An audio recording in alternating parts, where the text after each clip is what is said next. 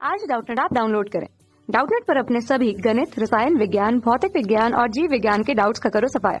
बस प्रश्न की फोटो खींचो, एक ही प्रश्न को क्रॉप करो और तुरंत वीडियो सोल्यूशन पाओ। अभी डाउनलोड करें। हेलो दोस्तों, आपका प्रश्न है रदरफोर्ड के प्रकीर्णन प्रयोग के दौरान निम्न में से कौन सा निरीक्षण सही नहीं था। पहले विकल्प में दे रखा है स्वर्ण पत्र से गुजरने वाले अधिकांश अल्फा कण विचलित नहीं होते हैं। दूसरे विकल्प में दे रखा है अल्फा कणों का छोटा सा अंश छोटे से कोण से विचलित हो गया था। तीसरे विकल्प में दे रखा है अल्फा कणों की काफी बड़ी संख्या वापस उसी दशा में लौट गई थी। चौथे विकल्प में दे रखा है बहुत ही कम अल्फा कण वापस उसी दिशा में लौट गए थे। तो चलिए इस प्रश्न को हल करते हैं। तो दोस्तों, रदरफोर्ड का जो प्रकीर्णन प्रयोग था, अल्फा कण प्रकीर्णन प्रयोग, उन्होंने क्या देखा दोस्तों कि उन्होंने सोने की पतली चादर ले ली। ठीक है, सोने की पतली चादर ली और उस पतली सी पन्नी पर अल्फा कणों की बौछार की। अब सोने के जो कण अल्फा कण होते हैं वो कैसे होते हैं दोस्तों, धनात्मक होते हैं। अब यहाँ पे धनात्मक अल्फा कण जो होते हैं वो धनात्मक होते हैं। ठीक है, तो अल्फा कण क्या करेंगे दोस्तों, इस प्रकार से गए अल्फा कण और अधिकांशतः अल्फा कण सीधे निकल गए, बिना विचलित हुए सीधे निकल गए। ठीक है, अधिकांश अल्फा कण बिना विचलित हुए सीधे निकल गए चादर को पार करके। कुछ अल्फा कण दोस्तों 90 डिग्री के कोण पर विचलित हुए। बहुत कम संख्या में अल्फा कण जो है वो 90 डिग्री के कोण से विचलित हुए।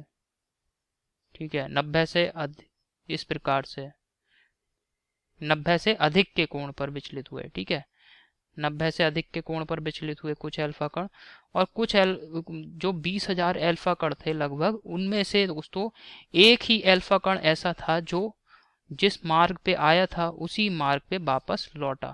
ठीक है, 20,000 अल्फा कणों में से केवल एक अल्फा कण ऐसा था। ठीक है, तो ये यहाँ पे इन्होंने रदरफोर्ड ने अपने अल्फा कण प्रकीर्णन प्रयोग में देखा था। तो यहाँ पे दोस्तों आपको ध्यान में रखना है कि जो अल्फा कण है, अल्फा कण पर कौन सा आवेश होता है, अल्फा कण पर धनावेश होता है। और जो यहाँ पे सोने का की पतली चादर है, इसमें क्या होंगे, सोने का परमाणु होंगे। अब यहाँ पे कुछ अल्फा कण बिल्कुल अधिकांशतः अल्फा कण सीधे चले गए। ऐसा क्यों हुआ, क्योंकि दोस्तों जो परमाणु होता है उसमें अधिकांश रिक्त स्थान होता है। इस वजह से दोस्तों अल्फा कणों की किसी भी अन्य कण से ना तो टक्कर हुई ना कुछ, और दोस्तों वो सीधे निकल गए। ठीक है, और कुछ अल्फा कण 90 से अधिक के कोण पर विचलित हो जाते हैं। ऐसा क्यों होता है, क्योंकि दोस्तों जैसे परमाणु के नाभिक के पास से, जैसे ये हमारा परमाणु है, इसका ये नाभिक है। अब जो अल्फा कण नाभिक के बहुत ही पास से निकलेगा तो नाभिक में धनावेश है, तो ये क्या करेगा, इसे प्रतिकर्षित करेगा अल्फा कण को। तो इस वजह से ये दोस्तों इस प्रकार से 90 से अधिक के कोण पे विचलित हो जाते हैं, बहुत ही कम अल्फा कण।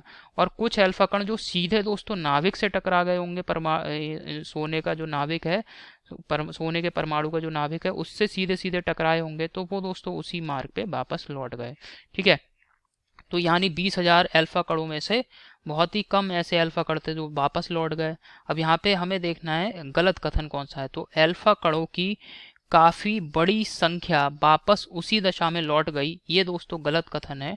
क्योंकि दोस्तों 20,000 अल्फा कण, आप सोच रहे हैं कितनी बड़ी संख्या है, इसमें से केवल एक ही अल्फा कण वापस अपने रास्ते पर लौटा था। तो यानी यहाँ पे गलत कथन हमें बताना है, तो इसे मैं लिख दे रहा हूँ यहाँ।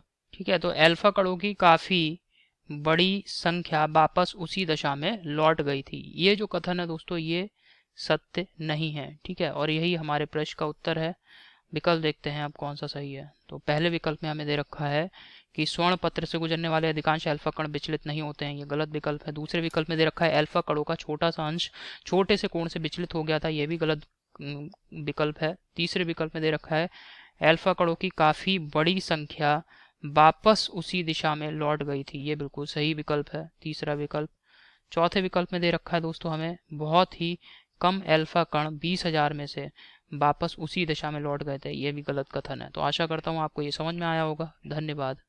कक्षा 6 से 12वीं से लेकर नीट, IIT, JEE वो एडवांस के लेवल तक 1 करोड़ से ज्यादा छात्रों का भरोसा। आज ही डाउनलोड करें डाउटनेट ऐप या व्हाट्सएप करें अपने सारे डाउट्स 8400 400 400 पर।